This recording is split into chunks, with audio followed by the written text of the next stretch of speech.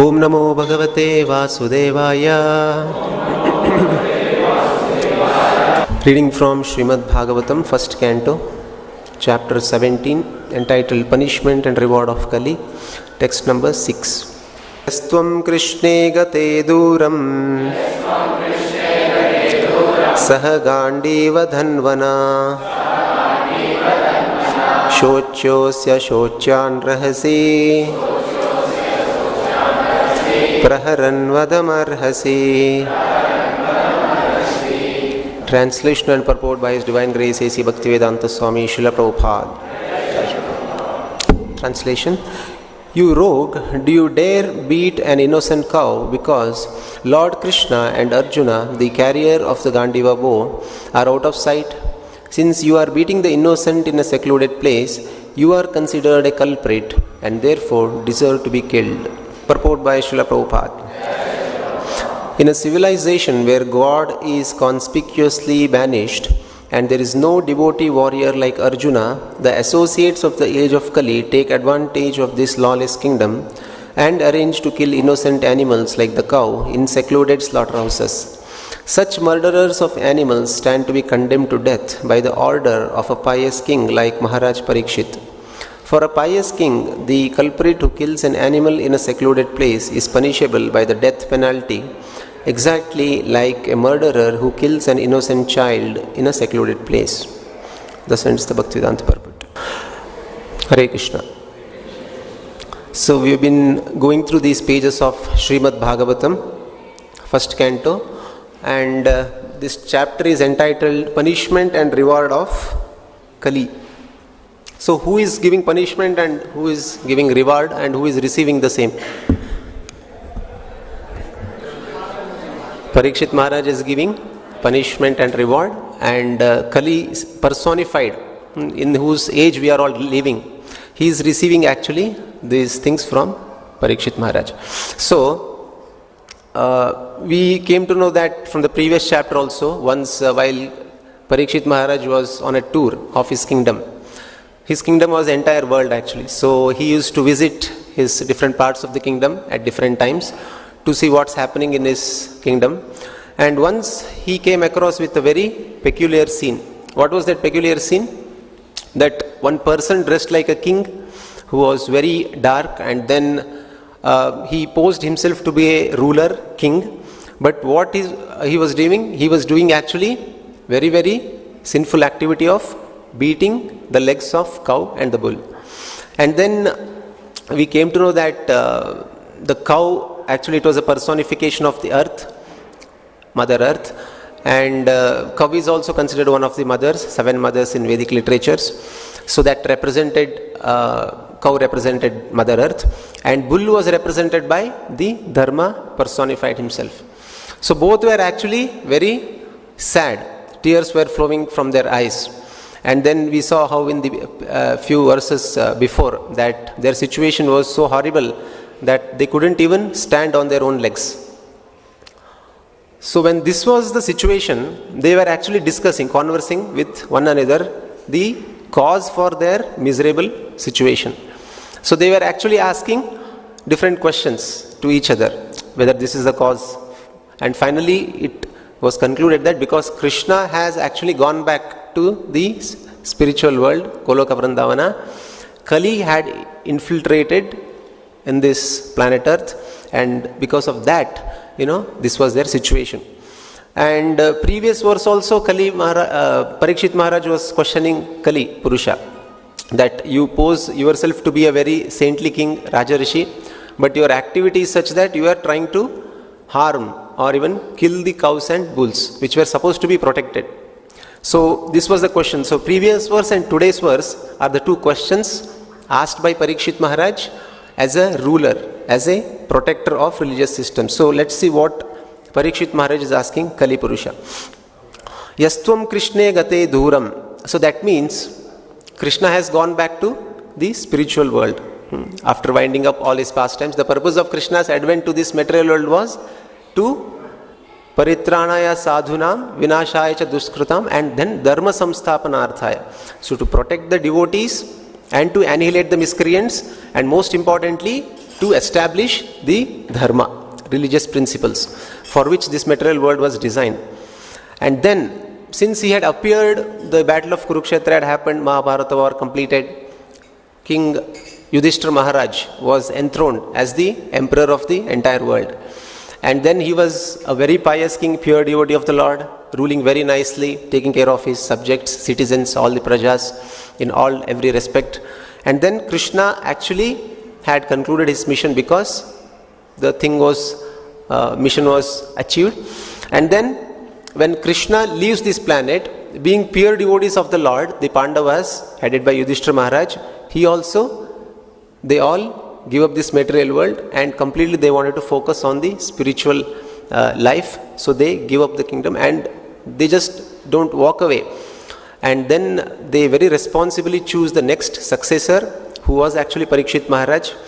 And then Vajranabha they enthrone in Mathura. So like this they complete their duties very efficiently, very, very responsibly. And then Parikshit Maharaj had taken the reins, he had taken the charge of ruling the entire world. And then he is asking this question, just because Krishna has gone away from the sight. Yastvam Krishne gate duram, he has gone away far from our sight. And second line, Saha Gandiva Dhanvana. So the bow used by Arjuna, using which he defeated innumerable kings. He defeated even demigods, big devatas like Lord Shiva and King Indra and so many innumerable kings of this planet Earth. Such a powerful warrior with this Gandiva, Arjuna also has left the sight.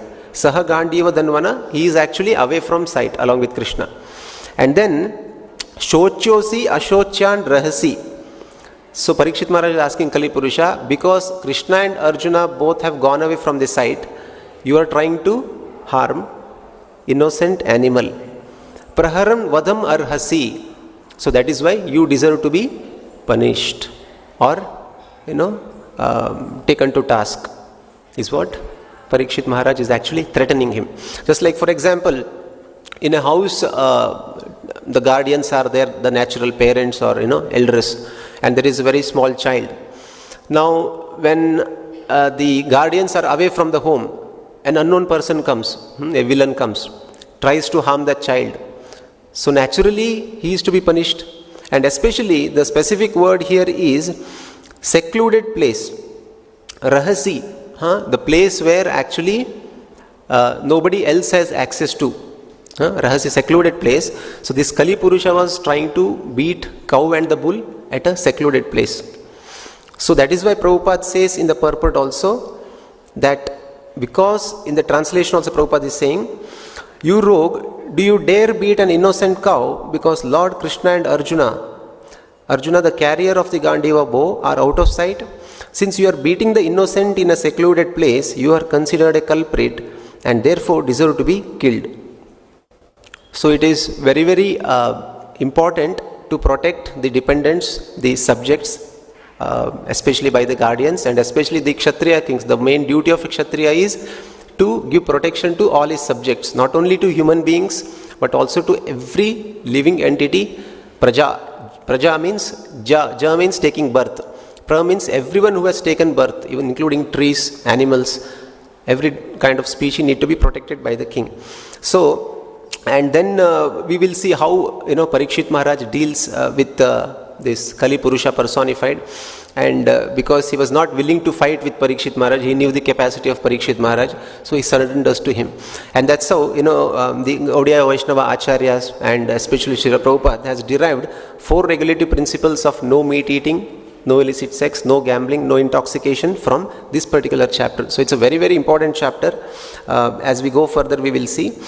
So in the purport, Prabhupada begins, in a civilization where God is conspicuously banished and there is no devotee warrior like Arjuna, the associates of the age of Kali take advantage of this lawless kingdom and arrange to kill innocent animals like the cow in a secluded slaughterhouses.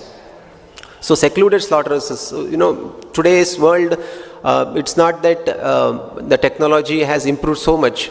The technology is not only used for positive purposes but also for very, very heinous activities. Like, for example, automated slaughterhouses are there, very, highly mechanized slaughterhouses. They are all not in the heart of the city, isn't it? So, if they are in the heart of the city, there is a famous saying, if the slaughterhouses only had glass walls, then people would really know what goes inside the slaughterhouse. Now, because the slaughterhouses are all in some secluded place where common mass of people have no access to, they don't know what's happening inside, what the animals go through, the kind of torment, the torture and suffering, the bloodshed scene of that. So, and it is all nicely packed in very attractive, covers, packaging, and then that comes and sits in the supermarkets and people go and buy and eat it. So, but actually it is said that is why these things are not happening openly, happening in a secluded place. And because government is unable to,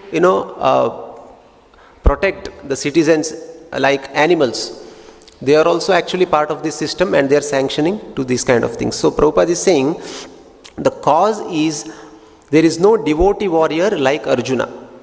So devotee means paradukha dukhi. A devotee is not even willing to harm even an ant, or to speak of killing and supporting slaughterhouses. So because pure devotee warriors, kshatriyas, the administrators or the rulers, the maintainers of the government, they are no longer existing in this age of Kali. All these things are happening.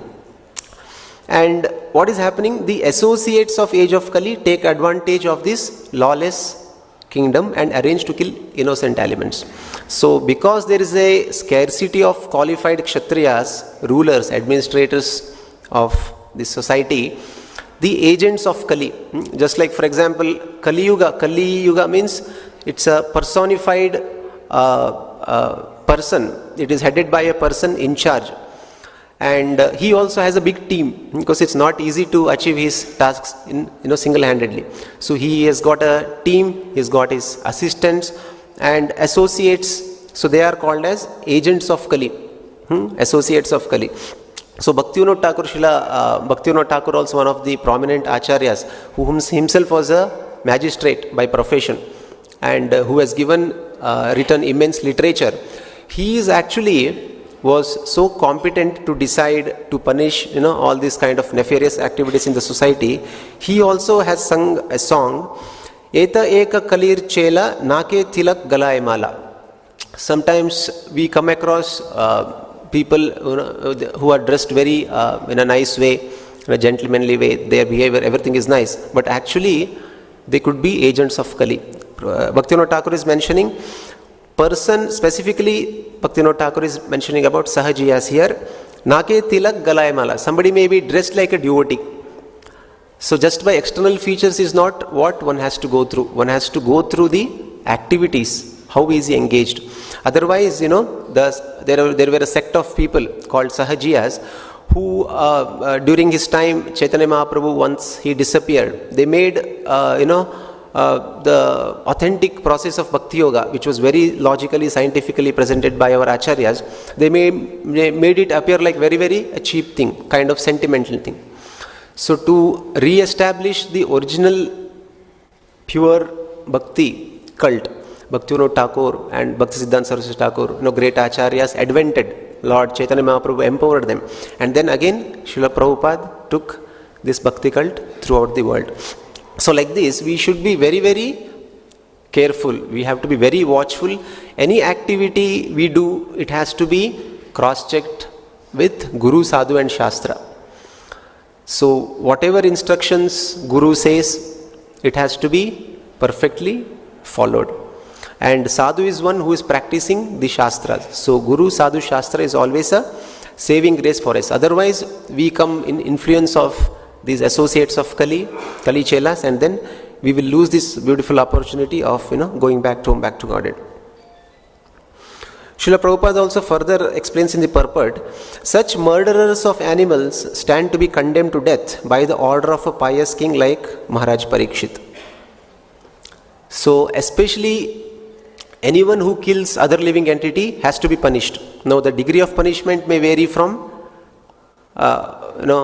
different act to based on the kind of severity of his action. Now cow killing is such a grievous activity that the person who is engaged in such activities deserve to be given death penalty. Prabhupada also says. So even in today's world we see a lot of things why death penalty should be there. It is not a very good thing that we should be compassionate. We should not let go. These kind of so-called things which were existing in the past, prevailing in this current age of Kali. So these kind of arguments are being put forth. But actually that death penalty, it is said in the scriptures, lot of scriptures like Manu Samhita and other Vedic scriptures, it is actually good for the sinner. Otherwise what happens, it is said in the conversation between Chaitanya Mahaprabhu and Chandkaji, which we will be seeing later. As part of that conversation, Chaitanya Mahaprabhu says, as many as there are hairs on the body of a cow and a bull, the sinner who is killing cows and bulls, he has to suffer thousands of years, as many as number of hairs are there on the body. So now, if death penalty is given, if that is a kind of atonement which he undergoes in this life itself, then he is saved from unlimited suffering. So it's actually, in a sense, it is good for the person who has committed such acts.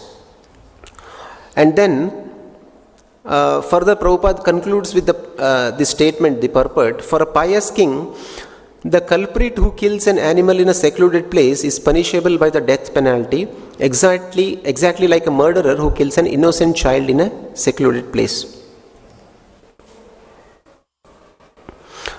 Okay, so because the culprit is committing these acts not openly, isn't it? Like killing an innocent child. It is a very cowardly act, isn't it? The child is completely helpless. Similar to the animals, animals are completely helpless, and the person, the butcher, he is actually killing the animal which is completely helpless. So which is an act of complete betrayal. The animal is trying to because the person who is feeding the animal is not thinking, okay, one day the same person is going to kill me. The person who is feeding, the animal is thinking he is my guardian. And he is trying to maintain me, he is trying to protect me. And the same person is actually one day trying to murder that animal. So it is a very, very heinous act. So that is why the aggressors are to be punished. So the killing of aggressors does not covered under the laws of karma. So it is in fact good for the aggressor also. So it is said death penalty is a must for a murderer. And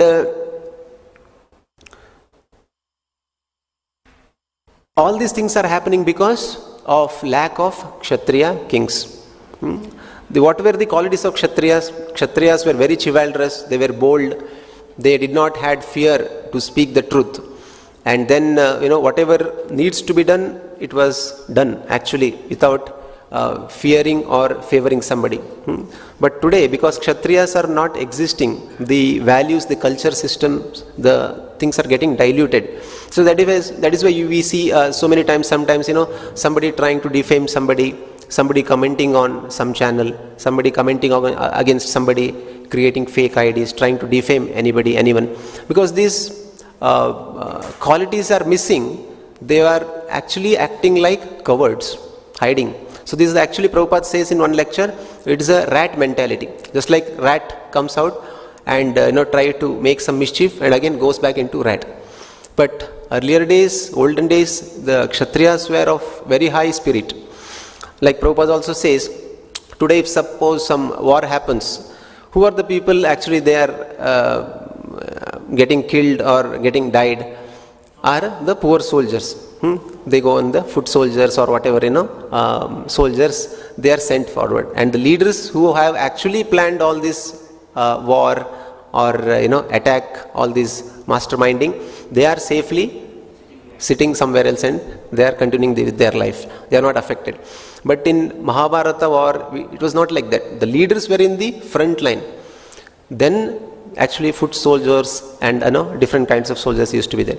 So these were the qualities of leaders. So if somebody is trying to do harm behind the back of someone, somebody is commenting, bad-mouthing somebody. So these are all actually not proper way of dealing things. So the cause of this is enviousness. So Prabhupada also mentions in another purport why human being is actually killing animals so much relentlessly, because of this quality called enviousness, the envious nature.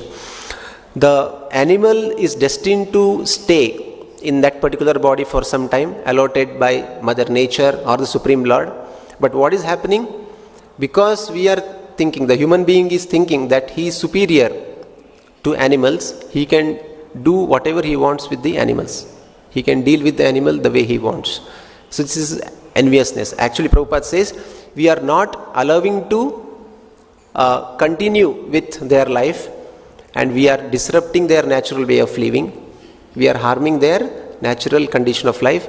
It is, the cause is because of enviousness, envious nature.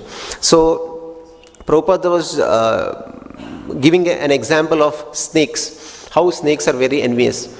Sometimes it is said that even without somebody is doing any, trying to harm a particular snake, the snake is said to be very, very envious.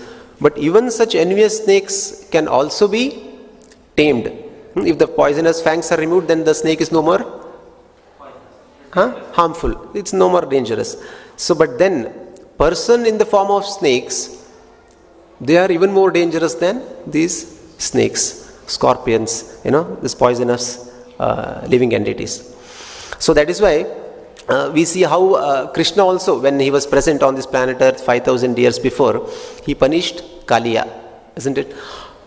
Very nice pastime in the Srimad Bhagavatam 10th canto. Lord depicted how, because he wanted to protect the residents of Vrindavan from getting harmed from this Kaliya, because unknowingly cows used to go to river Yamuna to drink water, and Gopas, the boy friends of Krishna, they used to go and play. When they were thirsty, they used to go to the banks and drink water.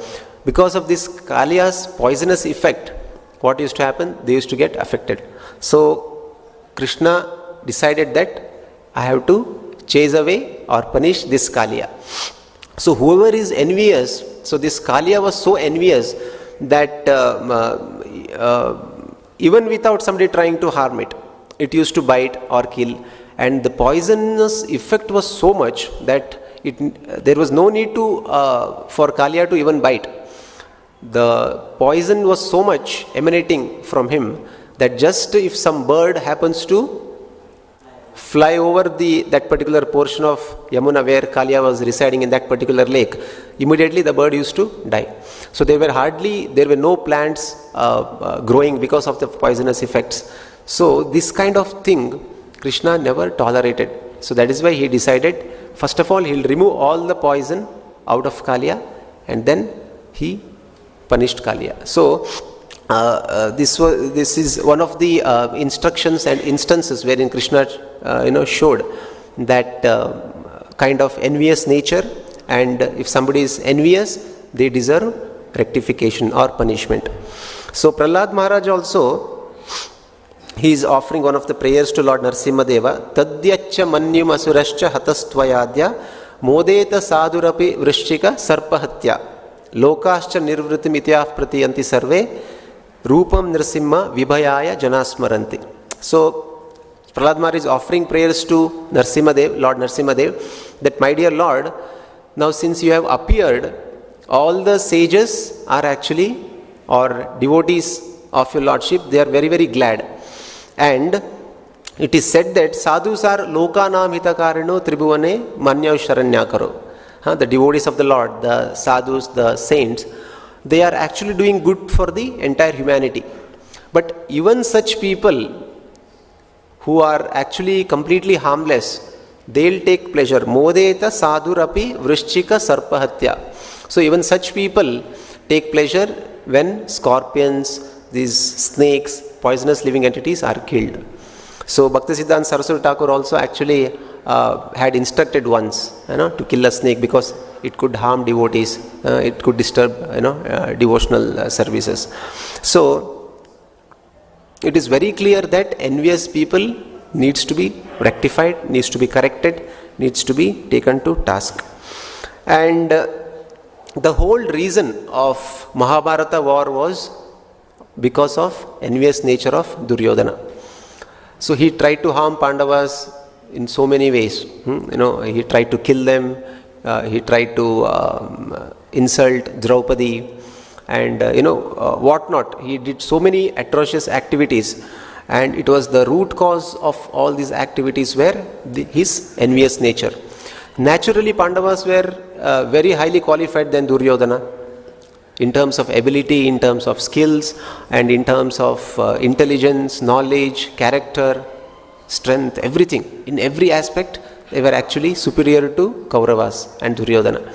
So that is why Duryodhana was very envious of the Pandavas. He wanted to eliminate them. And that's how Mahabharata war happened. And then again Krishna sanctioned this war to happen, and to instruct us that the envious people need to be punished.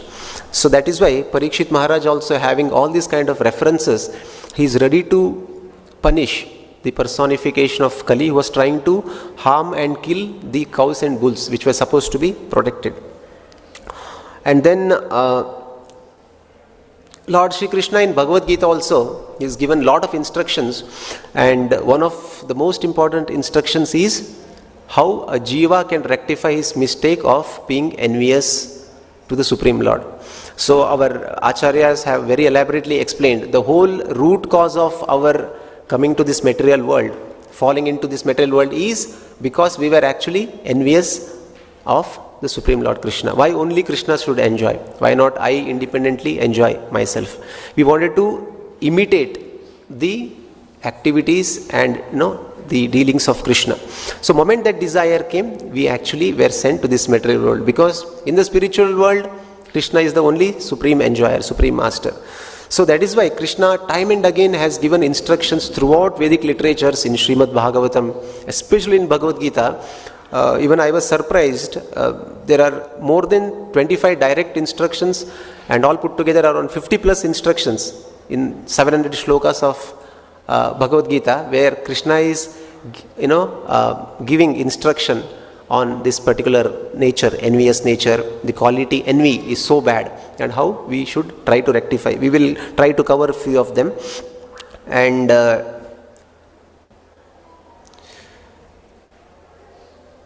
yes, in the Bhagavad Gita 3rd chapter, Karma Yoga, 31st verse, Lord is saying, Shraddhavanto anasuyanto. So this particular terms, those persons who execute their duties according to my injunctions and who follow this teaching faithfully without envy become free from the bondage of fruitive actions.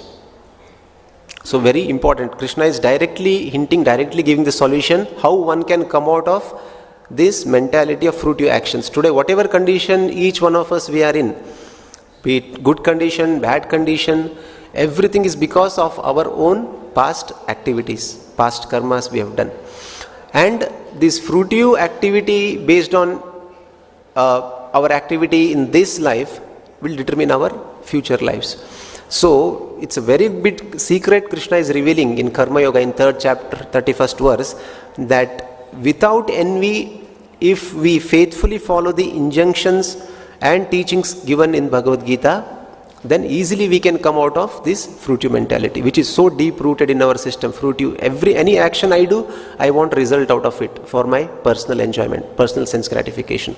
So this mentality can be given out if we faithfully follow the injunctions and teachings given in Bhagavad Gita. And in the right next verse, Etveta dabhyasuyanto, but those who out of envy disregard these teachings and do not follow them regularly are to be considered bereft of all knowledge, befooled and ruined in their endeavors for perfection. So if this basic mistake is not rectified of trying to independently lord over material nature and the resources independent of Krishna enjoyment, if we have not rectified this root mistake, then whatever activities we may do, so-called big activities as estimated in this material world, everything ends in failures. We will not achieve perfection. And then in the 4th chapter, in the next transcendental knowledge, 22nd verse, Yadrishta labha santushto dvandva tito vimatsarha. He who is satisfied with gain which comes out of its own accord, who is free from duality and does not envy, who is steady in both success and failure, is never entangled although performing actions.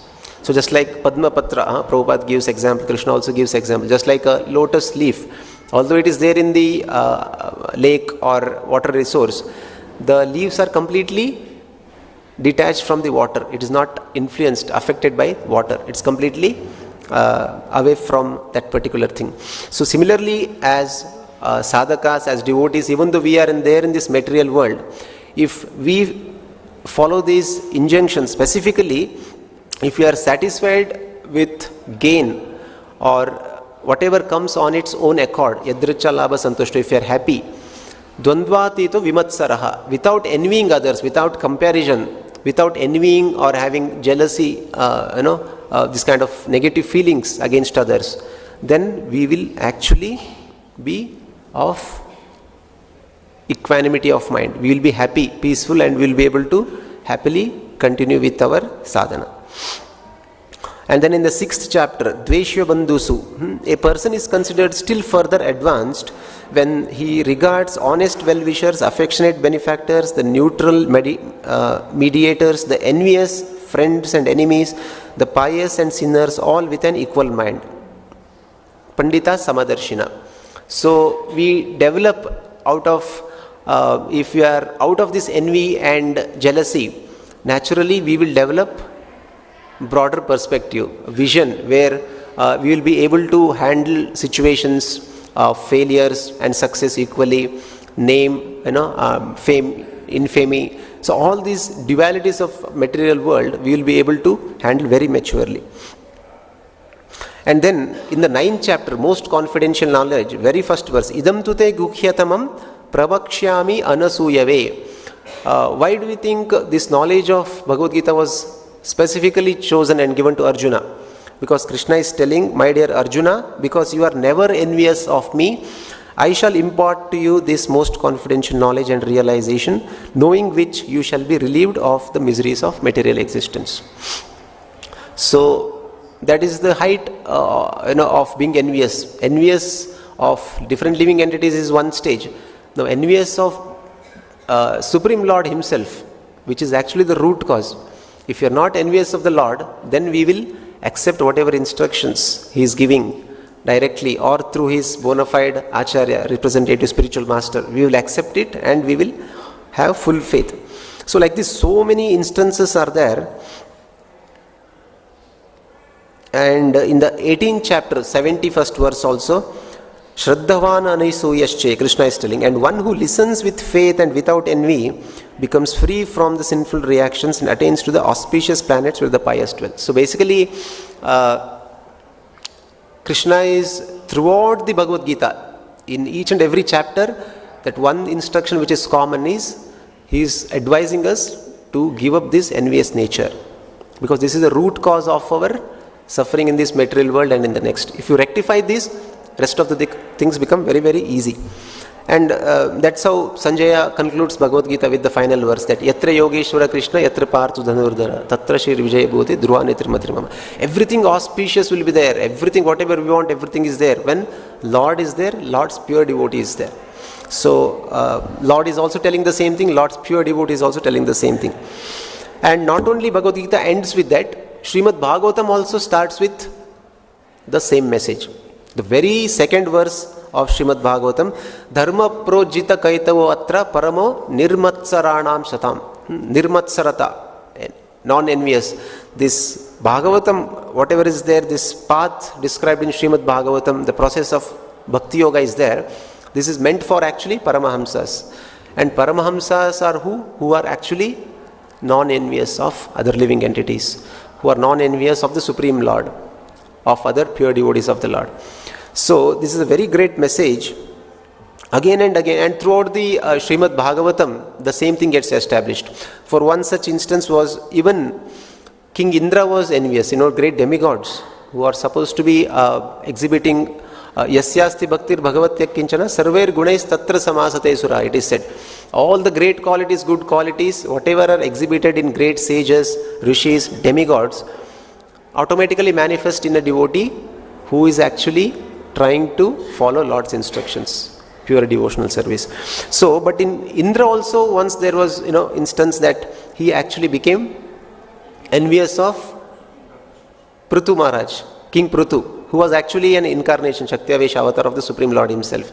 And then, when Prithu Maharaj had completed 99 Ashwamedha Yajnas, horse sacrifice Yajnas, what happened? The 100th sacrifice was going on and he steals the horse. Indra steals and goes. He dresses as a sannyasi and then steals that horse. And then Vijitashva, because he got this name, the son of Maharaj Prithu, he goes, chastises King Indra and brings back the horse. And after this, again second time he steals again. Again he goes and, gets back the horse. Third time he does this. And then this time actually Prithu becomes very angry. He wanted to, kill Indra. And then the sages who were performing this sacrifice, they say, no, let this sinful reaction need not come to you. We will chant Vedic mantras by which Indra will naturally come and fall into this fire sacrifice. He will get sacrificed. So then when they were about to do that, Lord Brahma and then Vishnu actually appear in person. Lord Shiva also appears. And then they say that, no, please don't do this. If somehow Indra rectifies himself, he comes out of this envious nature.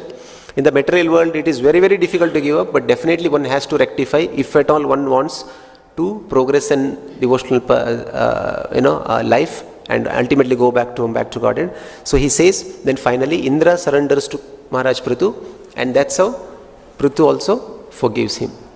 So like this, so many instances come.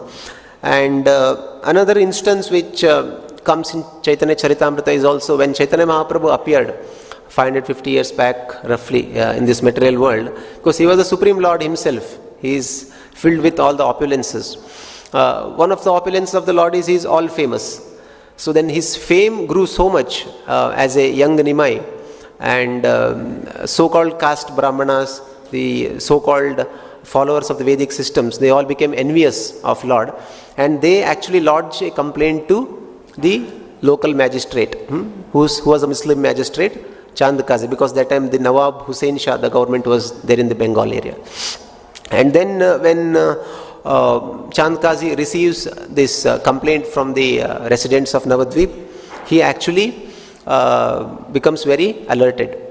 And what was the complaint? The complaint was Chaitanya Mahaprabhu is engaging in Sankirtan. Like we see in this picture also, Chaitanya Mahaprabhu's only activity was full day and night engaging in Sankirtan and dancing, chanting Krishna's holy names, chanting especially Hare Krishna mantra. Hare Krishna, Krishna Krishna, Hare Hare, Hare Rama, Rama Rama, Hare Hare. So entire Navadvip, entire Bengal, it was like, a spiritual world. There was no sadness, everyone were happy. So when people were so much happy, ideally the others also were supposed to be happy, right? But some envious people were there, thinking that Chaitanya Mahaprabhu is becoming popular, his movement is becoming popular. They wanted to create some kind of hindrance in his movement. And then the complaint was he is creating a lot of disturbance, noise in the form of Sankirtan and chanting, dancing and all that. So then Chand Kazi says he wanted to see personally what happened. Then once he sends his assistants, they go and they actually break one or two mridangas. Yes, you are making a lot of loud noise, loud kirtan. We are getting disturbed. We have orders from Chand Kazi that we have to stop this Sankirtan. You cannot do any more Sankirtan in this area. If you do, next we will take very severe steps. So just to threaten, they break some of the mridangas and then they leave that place. Then when Chaitanya Mahaprabhu comes to know of this, he actually arranges a very civil disobedience movement. So Prabhupada says he was the first person to start civil disobedience movement. So within a short span of time, he gathers lakhs of devotees. And everyone, Chaitanya Mahaprabhu says that, no, how can this be stopped? This is Yuga Dharma. This is the Yuga Dharma of chanting holy names of the Lord in Kali Yuga. How can it be stopped? It is the supreme will of providence, supreme Lord Krishna's desire himself. And how can it be stopped? So he says that tonight we shall do heavy Sankirtan and we shall all march to Chand Kazi's house. So then lakhs of people, because it was night, you need those days lights, so torchlight, everybody lit the torch lights, and there were 6 and 12 teams doing kirtans in different groups, thousands of kartals, thousands of mridangas, hundreds of men dancing, chanting, lakhs of people participating. So it was actually never seen such kind of a thing in the history of humanity before. So then everybody were marching to Chand Kazi. Then Chand Kazi gets scared, he gets fearful. What is happening? They are trying to come and burn my house because I ordered them to stop Sankirtan. He gets scared. So he climbs on the rooftop and hides himself. So then Chaitanya Mahaprabhu, when he approaches his house, he calls, Chand Kazi, please come out, we will not harm you. So once this assurance was given, Chand Kazi comes down and he actually falls at the feet of Chaitanya Mahaprabhu. So actually I had not got this desire, but because of few envious people, they had lodged the complaint, I had to take this action. So then Chaitanya Mahaprabhu said, okay, let's discuss. So he addresses, because you are from the same village, your uncle, you are actually uncle to me because your grandfather was related to me, he was of the same village. All this conversation begin. And then, very importantly, they begin this discussion on cow killing. Chaitanya Mahaprabhu asks Chand Kazi, how is that you kill your own father and mother and eat? So Chaitanya Mahaprabhu puts forward this question, because cow is considered to be the mother. She gives milk and feeds. And then bull is actually a form of very prominent role plays in the agriculture, tilling and all that. Those days agriculture was the main. So in the Vaishyas, they used to conduct agriculture and they were dependent greatly on bulls. So that way the father is maintaining, the bull is maintaining, and cow is providing milk, and both of them are actually you are killing and eating. How is that you are killing your own father and mother? So then Chand Kazi also starts quoting, no, in your Vedic scriptures also there are recommendations that there are cow killings and different kinds of sacrifices that is happening. So then Chaitanya Mahaprabhu says, no, it is actually, cow killing is not mentioned. There is some kind of mentioning for people in the mode of tamoguna who cannot give up intoxication, liquor, meat eating. So for them, some things are prescribed. You have to sacrifice in this particular fashion, and lower animals like goats, but never cow killing. And also Chaitanya Mahaprabhu said, Ashwalambam Gavalambam, it is completely banned. Cow killing is banned. Even such sacrifices is stopped in Kaliya because there are no qualified Brahmanas. And also Chaitanya Mahaprabhu quotes that even olden days, it's not that animals used to be sacrificed and they used to be killed. So the highly qualified priests, they used to test the efficacy of the mantras, whether homa is happening properly or not. So they used to put an old and invalid animal, and moments later, immediately, that particular soul used to get a rejuvenated body, come out with a new body. So this was the actually science which is forgotten in today's world. So that is why fire sacrifices where animal killing is involved is completely banned. Is what like this argument it goes on. And then Chaitanya Mahaprabhu asks, you ordered this, but when I came you became very humble. What is the reason? So then Chand Kazi tells, no, if you come secretly, I want to reveal this to you. And then Chaitanya Mahaprabhu says, no, all are my associates. I am not alone. I am always with my associates. Lord is always with his associates. So we can tell whatever you have to say here. No problem. So then Chand Kazi reveals that I got a dream last night. And then in that very ferocious lion, he was sitting on my chest, and he threatened, henceforward, if you try to stop my Sankirtan movement in any form, this will be your last thing and I am going to kill you. So then when he said that, then Chaitanya Mahaprabhu understands, yes, Chaitanya Mahaprabhu is the Supreme Lord, he is the source of all incarnations, Krishna himself. So Narsimhadev had appeared, and he shows him the mark on the chest of the nails of the Lord Narsimhadev. And then that day onwards, Chand Kazi and even today his descendants never object. Even in those days when in the Muslim riots had happened, his descendants never opposed to Sankirtan movement. There is a tomb of Chand Kazi also, which devotees visit even today. So like that, envious nature is the source of all miseries, and if we rectify that, then naturally we get the mercy of the Supreme Lord. And in another place, so like this Chaitanya Charitamrita, Srimad Bhagavatam, all the Vedic literatures, they are giving so many live examples so that it will strike us and we will try to change and rectify ourselves. And another such instance was, there was, we have Panchatattva, Sri Krishna Chaitanya, Prabhu Nityananda, Sri Advaita Gadadhara, Srivasa, Gaura Bhaktavranda. So Shivas Thakur, he was very close associates of the Supreme Lord, Chaitanya Mahaprabhu. And every day Sankirtan used to happen at night in Shivas Thakura's house, Shivas Thakur Angan.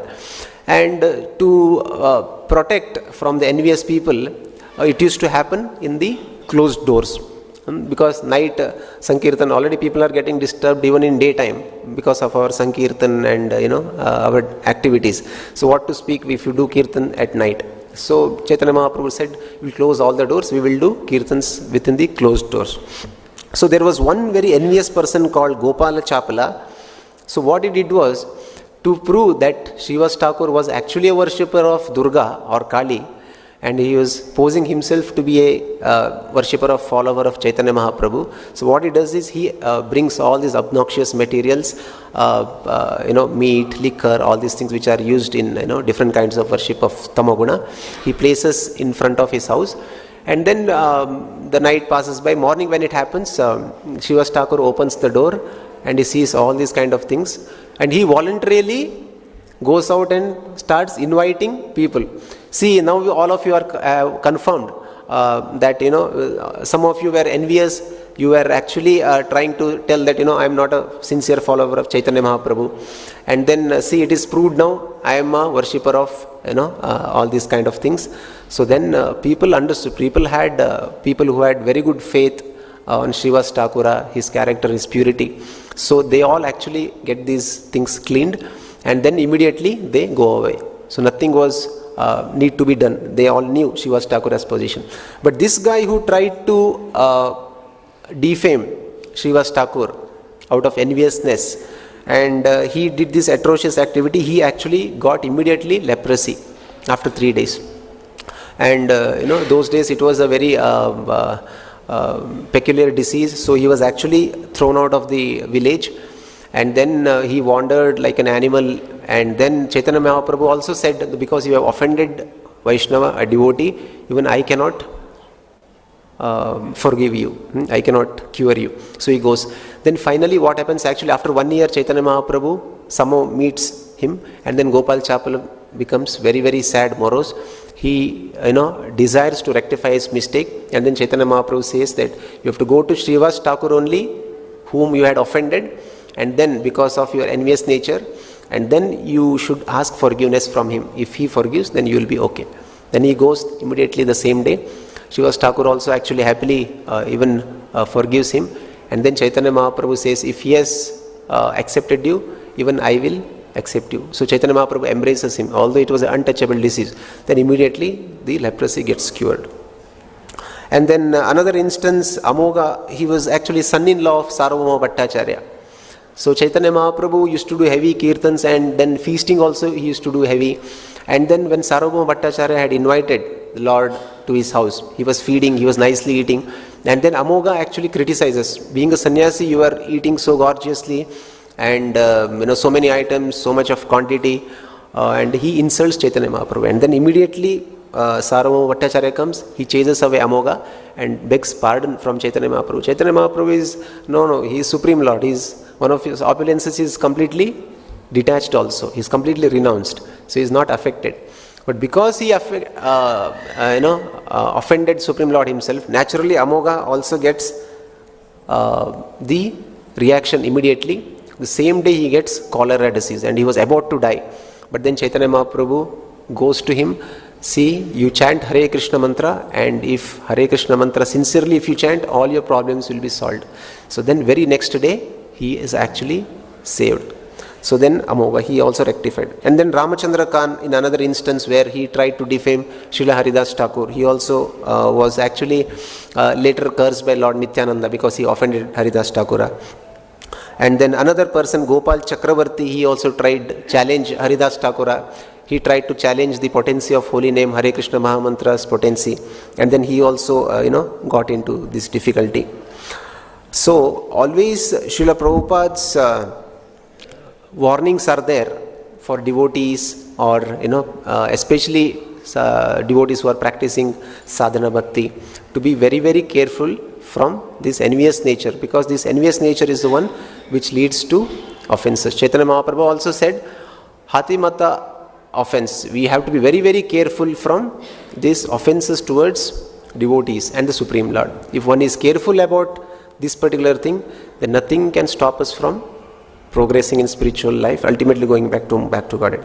So there was one instance where Prabhupada was saying, had a discussion, and then Acharya mam vijaniyam navo manyeta karrichit. So one of the forms in which envious nature is depicted, it comes out, is trying to occupy Guru's position, trying to see oneself on the equal level of Guru or superior to Guru. So Prabhupada always said that never become envious of Guru, seeing him as a competitor or trying to occupy his position.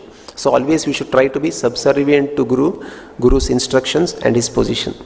So Prabhupada continued to discuss along with his disciples, a devotee could judge his own advancement by how free he was from envy. In the spiritual world, envy was conspicuous by its absence. Like the same word Prabhupada is using today's purport also. We have voluntarily made God disappear. God is actually our guardian, but we don't want Lord. We have voluntarily chased away Lord because we want to enjoy ourselves. So, although all the liberated associates of Krishna were trying their best to serve Krishna in a kind of competition, everyone was pleased with one another. If Radharani or a favorite gopi pleased Krishna, the other gopis did not think ill of her, but thought, this is very important, oh, how nicely she has served Krishna. Let me try to offer some nice service to Krishna, so he will be even more pleased. So to be envious was materialistic, whereas to offer more services to please Krishna more is actually spiritual, is what Prabhupada said. So in our devotional life also, somebody who is blessed with something more, one should not be very envious of anyone else. I should see and learn what good qualities I can learn from other Vaishnavas and how nicely more I can offer devotional services. So that is the thing. And then yes, so sometimes we come across some very offensive video or comment. Sometimes somebody who is not aware of ISKCON principles is accusing ISKCON. Somebody is accusing Akshay Patra. Somebody is accusing a person who is trying to sincerely preach Prabhupada's desires, expand his mission, propagate through the entire world. Specific offenses or to his institution. So we have to be very, very careful that there are so many instances in the past in the Vedic scriptures that karma doesn't leave anybody. So it is for our safety that we don't want to offend anybody. We want to save our Bhakti Lata creeper, devotional creeper, which ultimately, by watering it, by chanting, kirtan, all the principles of Bhakti Yoga, and ultimately we want to make sure that it reaches and gives us the ultimate fruit, which is love of Krishna, which goes to home, back to Godhead. So Prabhupada said, the caravan will pass, so we have to continuously, sincerely try to follow Prabhupada's instructions. So then we are actually safeguarded. So that's how we see in today's purport also, that he saw Kali Purusha was envious of cows and bulls because naturally they were getting so much of respect and love from the denizens of even demigods, denizens of heaven also. Cows and bulls were respected.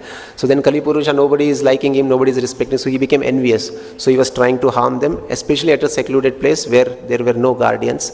So we will see further how Parikshit Maharaj actually chastises Kali Purusha. So if anybody has any questions or comments, we can discuss for 5 more minutes.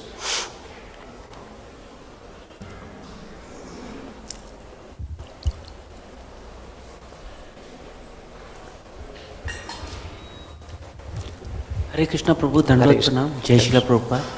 So since I was fortunate, I came to ISKCON, so omelette, this, that, instead of that we are getting chappan bhog. So all that gets changed. But how does it happen for the entire world? Because slaughterhouses, what you said, are increasing day by day. Cow killing is also increasing. And then world is going towards...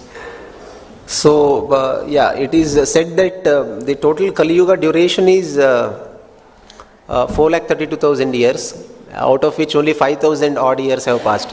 So there are still 427,000 years pending, and in this 10,000 years is said to be the golden period of Kali Yuga, because ISKCON movement will be there for next 10,000 years, and this is going to be the golden age. If we are not able to get out of this material world within this age, and forget it, next after 10,000 years it is next to impossible to get out of this world. So we have to be very, very serious.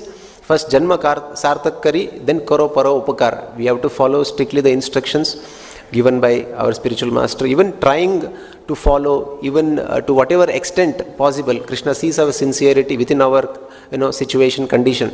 He helps us greatly as Paramatma in our heart, and then we should try to give this message to as many people as possible. So in that also, Madhyama Adhikari qualification is, he knows, he'll be able to differentiate and decipher the Supreme Lord, the devotees of the Supreme Lord, the innocent and envious. So envious people, we should try once, twice, and then finally envious people should be given up, because it's ultimately waste of time. Because the nature is so dangerous, envious nature. There are so many innocent people who are trying to get this knowledge, who are actually genuinely lacking this knowledge in ignorance. That is why they are suffering. So we should try to give this knowledge to as many as people, as possible. And Prabhu, another thing, modern science, what they have done, they are making people fools by telling that egg has more nutrition. So many people, when they are not well, their doctor is recommending, allopathic doctors, you eat egg. So what happens? So we have to be intelligent. It is said, Kali Yuga is Manda Sumanda Matayo Manda Bhagya Hi Upadruta. It is said that we are all actually Manda, we are fallen, we are unfortunate, we are very slow in spiritual thing. Then somebody may say, how a lot of technology is coming up. Materially we may be intelligent, but spiritually we are actually very, very slow and unintelligent. So that is why we have to take knowledge from the Vedic scriptures. So Vedic scriptures are apaurushaya, they are not invented. Today doctor will say something is good. After a few months or weeks he'll say, no, this was a very, very wrong decision. We ask apology, sorry from everybody. Because of these side effects people are dying, etc., etc. So there is no fixed knowledge, because the process is ascending process. Trial and error, experiment. You try for some time, then you will realize some side effects, then you try to find solutions for that, then you will come out. So it's a never ending process, imperfect process. Whereas the Vedic scriptures, the knowledge, apaurushaya, Bhagavad Gita is knowledge spoken by Krishna himself. And Bhagavatam is what? The knowledge about entire Srimad Bhagavatam and other authentic Vedic literatures is Lord and Lord's dealings with his devotees, and thereby giving lot of messages. So this knowledge is irrespective of time, place, circumstance. It's always perfect. There is no question of the thing not working. For example, 2 plus 2 is equal to 4. You do it here or in America, in Australia, whatever condition, time, place, circumstance. So it is always perfect. So we should take knowledge always from the Shastras. So that is why Shastra Chakshusha. So whatever just like for example, there is a pen drive. You want to put it in your laptop. You are very careful. You want to scan it, make sure there is no virus. So but there is so much of information coming, you are putting into our system. We are very careless. Whatever comes, we just take it. Before putting anything, we have to cross check whether it is in, Guru-Sadhu-Shastra. Guru-Sadhu-Shastra. This checklist you have to meet. So anything that is not matching with Guru-Sadhu-Shastra, it sooner or less is going to act as poison. Thank you, Prabhu. That is for sure. One last question. Hare Krishna, Prabhu. Thank you for giving this opportunity. A living entity, at the time of deciding that it would turn envious and wants to enjoy independently, and at that point in time, definitely it would be in the abode of the Lord. there Maya wouldn't be there. But being with the Lord, probably would have endowed it with spiritual transcendental knowledge. But being there, how can it be possible for an entity to get even such an idea and later on get into the cycle of birth and death? Yeah, Thank you so much, Hare Krishna. So one mistake is what leading us to so many series of mistakes. Just like it is said, you tell one lie, to hide that you have to tell 100 lies. So this was the first time Jiva is allowed, because the analogy given here by Srila Prabhupada is also that the child is insisting, the fan is rotating, and child is insisting to put his finger into the rotating fan. So father is saying, no, don't put it, will injure you, it will hurt you. But child is insisting, no, I want to experience. So that is third class intelligence. Even by listening from some authentic source, I don't want to accept it, I want to try it myself and realize. So that is third class intelligence. So but then father says, okay, I'll reduce the speed of the fan, okay, you put it. And then child realizes, oh, it hurt a little, and then I don't want to commit this mistake again. So until you commit one mistake for the first time, any sane man, any intelligent person, he actually does not want to commit it again for the second time. So now we wanted to try. Krishna also gave us, please don't leave spiritual world and go to material world. It is a cycle, janma mrityu jara vyadi. It is a network of, mesh of illusion, very difficult to come out. But no, I just want to try. Once I just want to try. And after coming here, it is said in the embryology, is also part of Srimad Bhagavatam. So in the womb, the child undergoes so much of pain. And he prays, moment I come out of you, my Lord, I want to surrender and I want to serve you. To make sure that this is my last birth in this material world, I want to come back to your abode again. But moment we come here, Maya's two functions is Prakshepatmika Shakti and Avaranatmika Shakti. It makes us forget our original constitutional position and it covers our knowledge. And then lot of so-called family, society, friendship, love we get, and then we think this is life. And we completely bereft of this. So now again and again, that's why Krishna is through different sources, Guru-Sadhu-Shastras, he gives us instructions to, rekindle this original spirit of going back to Godhead. And then different opportunities, we get this knowledge. And if you are fortunate enough, if we come in touch with a pure devotee like Srila Prabhupada, and then we actually rekindle this fire, and then we don't want to commit this mistake again. So that will be the last mistake. So once we again go back to spiritual world, it is all memory will be there. So no, I did what a blunder by going. No, I don't want to put my finger in fan again. So that is only first time mistake. Second time we won't commit. That's why Krishna says, Yadgatvata nivartante taddhama paramama. Once you come back to me, that's sufficient. You will not go. Even if you go, we will send on a special mission, like Prabhupada and selected acharyas under the protection of the Lord. So we will not get influenced by the material world. So this assurance is there by Krishna. Thank you. We'll stop here. Grantaraj Srimad Bhagavatam ki, Jagat Guru Srila Prabhupada ki, Nitai Gaur Premanande.